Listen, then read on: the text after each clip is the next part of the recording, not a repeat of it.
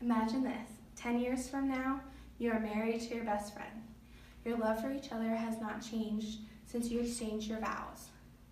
The day before your 8th wedding anniversary, your spouse goes to the doctor for a routine physical and the doctor finds a mass on their brain.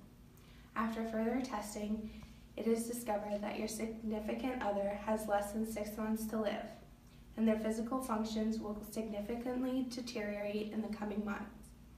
What do you do now? Today I want to discuss death with dignity and why it should be legalized in more states.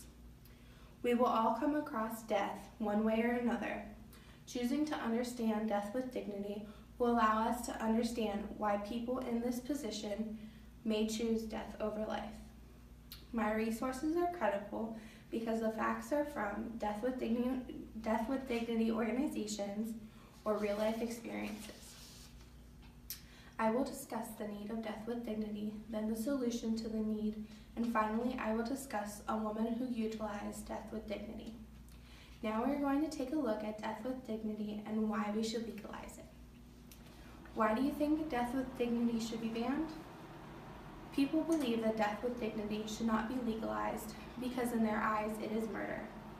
According to the Death with Dignity organization, death with dignity laws stem from the basic idea that it is the terminally ill people, not government and its interference, politicians and their ideology, or religious leaders and their dogma, who should make their end-of-life decisions and determine how much pain and suffering they should endure.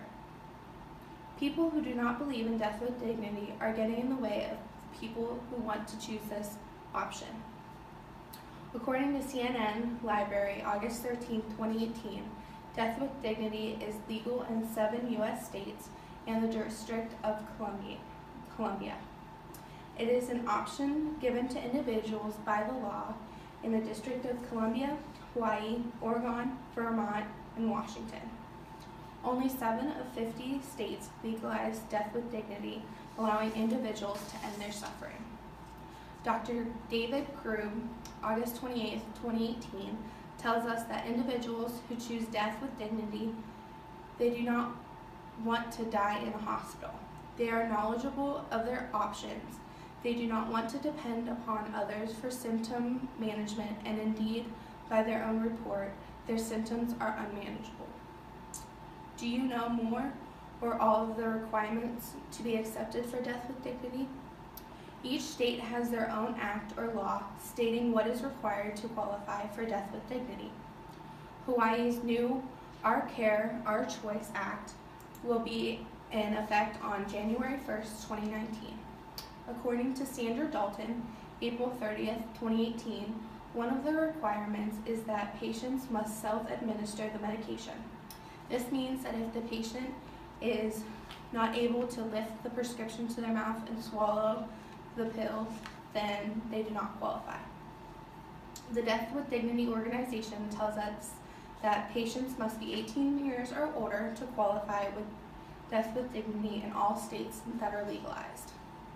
This allows for mature adults to decide whether their death with dignity is right for them. Why do you think people choose death with dignity? Oregon Health Authorities writes that diagnosed with a terminal illness that will lead to death within 6 months. People choose death with dignity because they have less than 6 months to live, and those last 6 months can be brutal for not only the individual, but for their family as well. Legalizing death with dignity in more states allows more people to have death with dignity as an option. Right now, unless they live in the states that are legalized, they do not have the choice. All of these facts may not allow you to understand the importance of death with dignity, but maybe Brittany Maynard's story will. Brittany Maynard wrote on November 2nd, 2014 that on New Year's Day, after months of suffering from debilitating headaches, I learned that I had brain cancer. I was 29 years old. I'd been married for just over a year. My husband and I were trying for a family. Brittany was a young school teacher with the rest of her life in front of her. She was enjoying life with her husband and their dogs. They were even trying for children, but a sudden visit to the doctors changed everything. Brittany wrote, "Our lives developed into hospital stays, doctor consultations, and medical research. 9 days after my initial diagnosis, I had a partial craniotomy and a partial resection of my temporal lobe." Brittany was then given a diagnosis of 6 months to live after the tumors grew back even stronger. According to Lindsay Beaver, November 2nd, 2014, Brittany was diagnosed with stage 4 malignant brain tumor. Brittany decided that death with dignity would be her best chance of living her life out enough that it was still enjoyable. Brittany wrote that, "When my suffering becomes too great, I can say to all those I love you, come by my side and say goodbye as I pass into whatever's next. I will die upstairs in my bedroom with my husband, mother, stepfather, and best friend by my side and pass peacefully. I can't imagine trying to rob anyone else of that choice."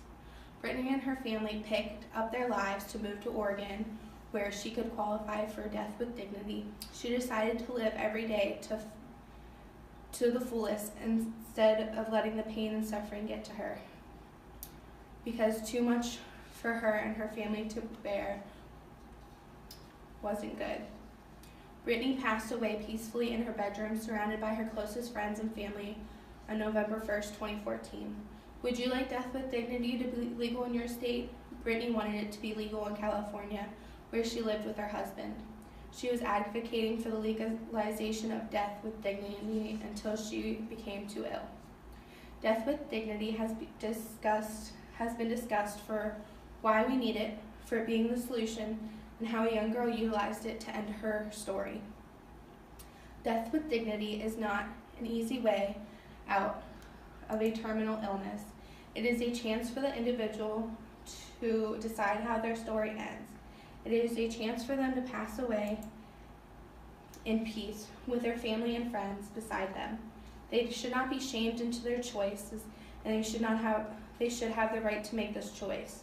Are you going to stand in their way, or are you going to choose to allow others to make their own decisions?